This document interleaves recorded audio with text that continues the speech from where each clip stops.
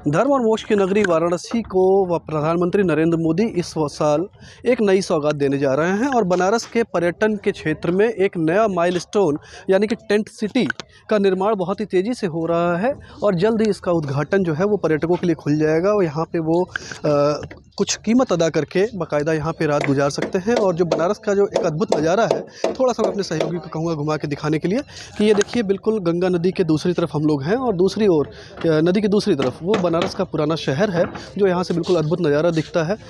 एक तरफ काशी विश्वनाथ मंदिर है तो दूसरी ओर वो 80 घाट है और उसके बीच का जो हिस्सा है वहाँ पे बाकायदा इस टेंट सिटी का निर्माण कराया जा रहा है।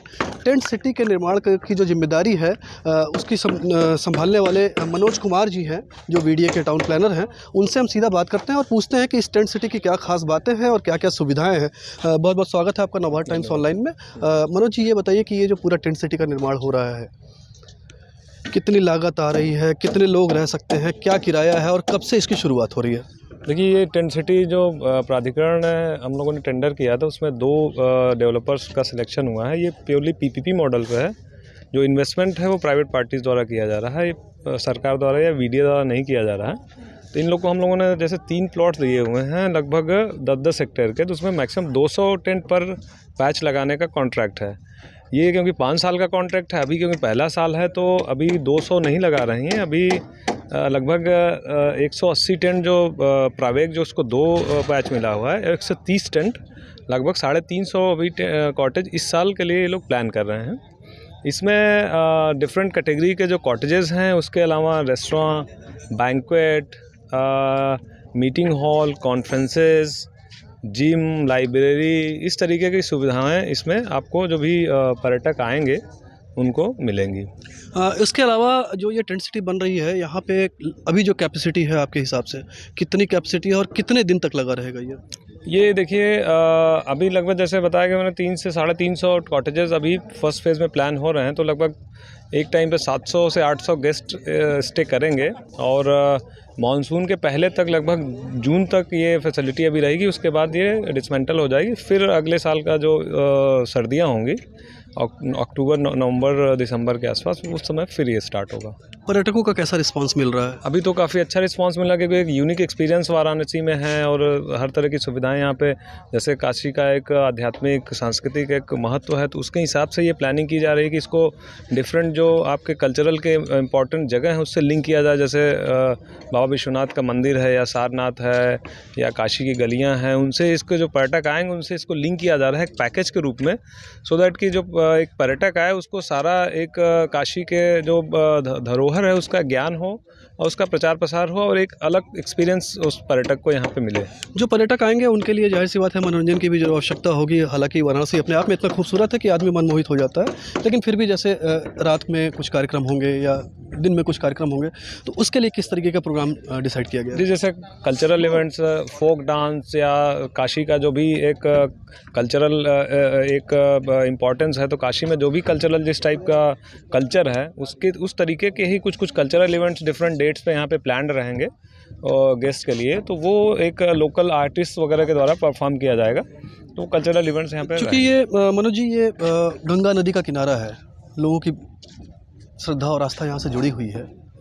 गोवा में या गुजरात में या राजस्थान के रेगिस्तान में जो इस तरीके के टेंट सिटी लगते हैं, वहाँ आप किसी तरीके का इवेंट कराएं, कैसे भी रहें, कोई बोलने वाला नहीं है। लेकिन यहाँ पे जैसे इतने लोग रहेंगे तो एक सोशल मीडिया पे हम लोग विवाद भी देख रहे हैं, कुछ लोग सवाल उठा रहे हैं कि गंगा नदी के किनारे मल जल को लेकर के सवाल उठा रहे हैं। उसके अलावा यहाँ पे होने वाले जो कल्चरल इवेंट्स हैं वो इवेंट्स किस तरीके के होंगे, इसको लेकर के सवाल उठा रहे हैं। तो जैसे धर्म और मोक्ष की नगरी है, आध्यात्मिक नगरी है, तो क्या उन सब चीज़ों का ध्यान रखा जाएगा या बिल्कुल फिल्मी स्टाइल में या जैसा होता है उस तरीके का कुछ होगा? नहीं, ये पूरा ध्यान रखा जा रहा है कि ये एक तरीके से धार्मिक थीम पे ही ये डेवलप किया जा रहा है और यहाँ पे जो कल्चरल वगैरह होंगे वो सब धार्मिक कल्चरल प्रोग्राम्स ही होंगे। वो फिल्मी या उस तरीके का जो मॉडर्न एक थीम पे कोई ऐसा प्रोग्राम नहीं यहाँ पे ऐसा आयोजित किया जाएगा। दूसरा, आप जो मल जल इसकी बात कर रहे हैं, तो ये पूरी तरीके से यहाँ पे हम लोगों ने जो सीवरेज यहाँ पे पूरा जनरेट होगा, उसके लिए आप जाके देख सकते हैं। हमारा जो भी इंफ्रास्ट्रक्चर उसके लिए रिक्वायर्ड है वो रेडी हो रहा है।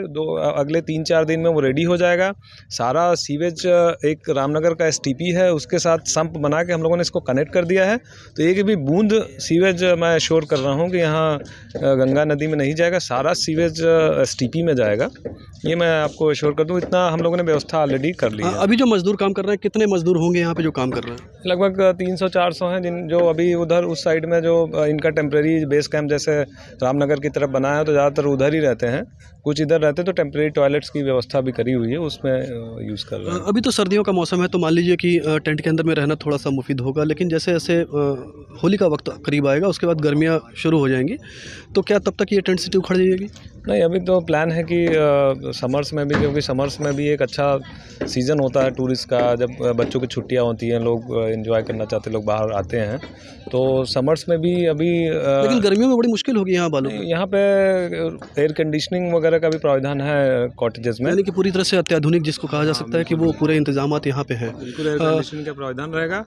और दूसरा ये है कि जैसे आपका शाम को, मतलब दिन में तो गर्मी होती है गर्मियों में, शाम को इस तरीके का गंगा के किनारे आपका टेम्परेचर वैसे ही थोड़ा डाउन होता है, तो वो कल्चरल वगैरह तो शाम को ही होंगे, तो वो ओपन में हो सकते हैं। बाकी एयर कंडीशनिंग का पूरी व्यवस्था है। यहाँ से जैसे बनारस में काशी विश्वनाथ धाम देखना हो या गंगा आरती देखनी हो, उसके लिए क्या इंतजाम है? उसके लिए ये जो भी ऑपरेटर्स हैं, इन लोगों ने पैकेज अपने बनाए हुए हैं, तो वहाँ से कांटेक्ट करके एक यहाँ इन लोगों की जो बोट्स वगैरह होंगी, जो अपना इन्होंने सारे गेस्ट यहाँ से बोट से ही आएंगे, पीछे के दरवाजे से सर्विस एक्सेस रहेगा, इस साइड से जो रामनगर की तरफ से रोड आ रहा है, तो उन्होंने अपना टाई अप कर रखा है। तो जो गेस्ट को बोट से ले जाके काशी विश्वनाथ धाम दर्शन कराना हो या फिर और दशाश्वमेध की आरती दिखाना हो, इस तरीके आप 80 घाट पे मॉर्निंग में कुछ प्रोग्राम सुबह बनारस वगैरह दिखाना, तो इन लोगों ने गेस्ट के लिए बोट से अपना टाई अप किया होगा। तो इन जो ऑपरेटर्स हैं उनके द्वारा ये एक्टिविटीज़ परफॉर्म की जाएगी। चार्जेस की बात की अगर करें तो क्या चार्जेस रखे गए हैं? चार्जेस देखिए अभी क्योंकि ये पीपीपी मॉडल पे है, तो डेवलपर्स के ऊपर छोड़ा गया है, तो डेवलपर्स ने अभी मोटा मोटा स्टार्ट अपना वेबसाइट वगैरह स्टार्ट कर दिया, बुकिंग वगैरह, तो रिस्पांस आ रहा है ठीक ठाक।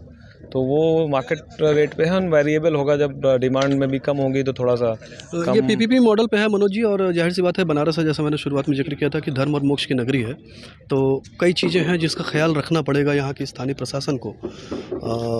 उसकी मॉनिटरिंग के लिए क्या किसी अधिकारी की नियुक्ति की गई है?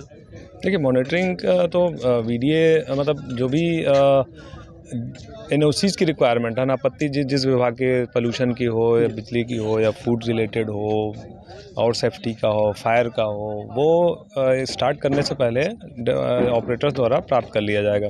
उसके बाद प्राधिकरण इसकी रेगुलर मॉनिटरिंग करता रहेगा। अगर उसमें कोई भी वायलेशन होता है तो तत्काल उसमें कार्रवाई इनके विरुद्ध की जाएगी, जो भी ऑपरेटर्स हैं। बहुत बहुत धन्यवाद मनोज जी आपका। तो ये थे मनोज कुमार जी, टाउन प्लानर हैं वीडीए के, और वो बता रहे थे कि ये जो अत्याधुनिक जो टेंट सिटी बन रही है उसमें इस बात का बेहद लिहाज और ख्याल रखा जाएगा कि किसी तरह की जो धार्मिक आस्था और भावनाएं हैं वो आहत ना हो। और उसके बाद लगातार जो सवाल उठ रहे थे मलजल को लेकर के, उसके लिए उन्होंने बताया कि उसका एसटीपी से सीधा जुड़ाव किया गया है। गंगा नदी में कोई भी जलमल नहीं गिरने जा रहा है। Abhishek Jha, Navbharat times online, Varanasi.